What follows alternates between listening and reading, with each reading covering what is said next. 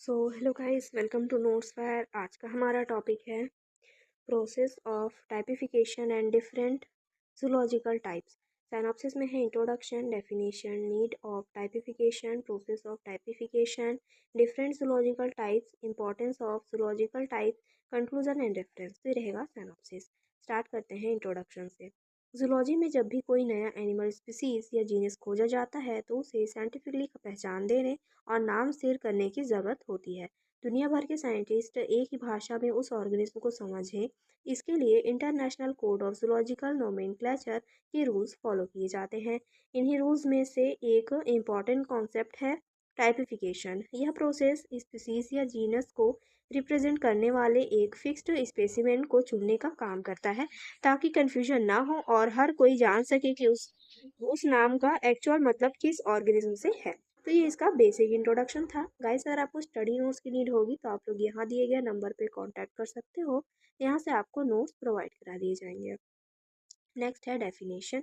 Typification वो process है जिसमें किसी स्पीसीज या जीनस के लिए एक रिप्रेजेंटेटिव स्पेसिमेन या फिगर को सेलेक्ट किया जाता है।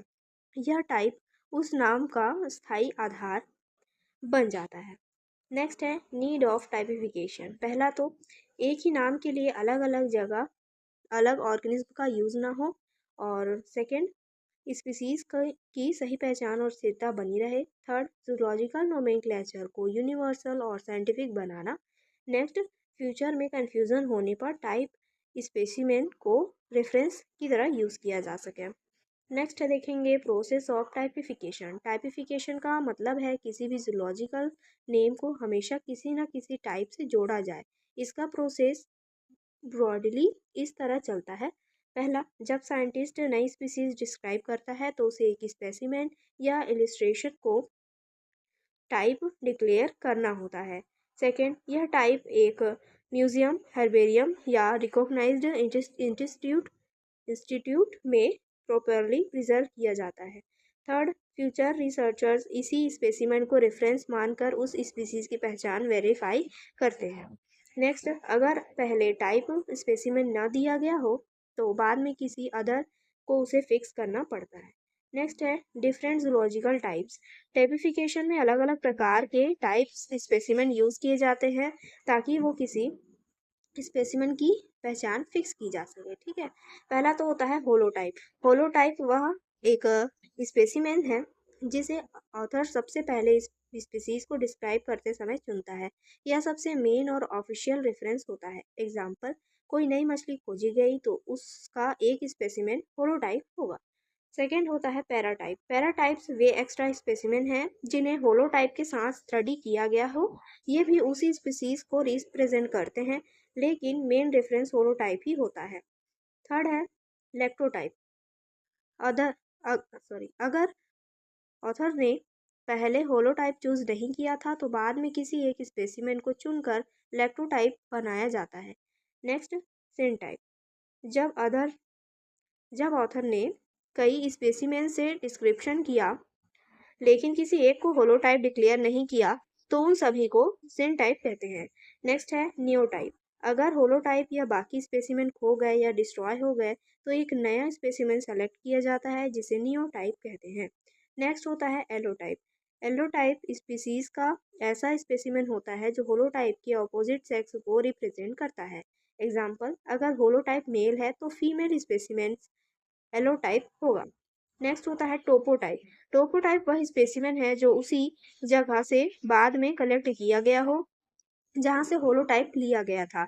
Next, genotype. जब जीनस डिफाइन की जाती है तो उसमें से एक पर्टिकुलर स्पीसीज को चुनकर उसे टाइप स्पीसीज डिक्लेयर किया जाता है, वही जीनोटाइप कहलाता है। नेक्स्ट होता है आइकोनोटाइप। जब स्पेसिमेन सेफ न रह पाए और केवल उसकी फोटो, फिगर या ड्राइंग अवेलेबल हो तो उसे आइकोनोटाइप कहते हैं। नेक्स्ट है इंपॉर्टेंस ऑफ जूलॉजिकल टाइप्स। निम्नलिखित बिंदुओं से जूलॉजिकल टाइप्स का इंपॉर्टेंट स्पष्ट होता है।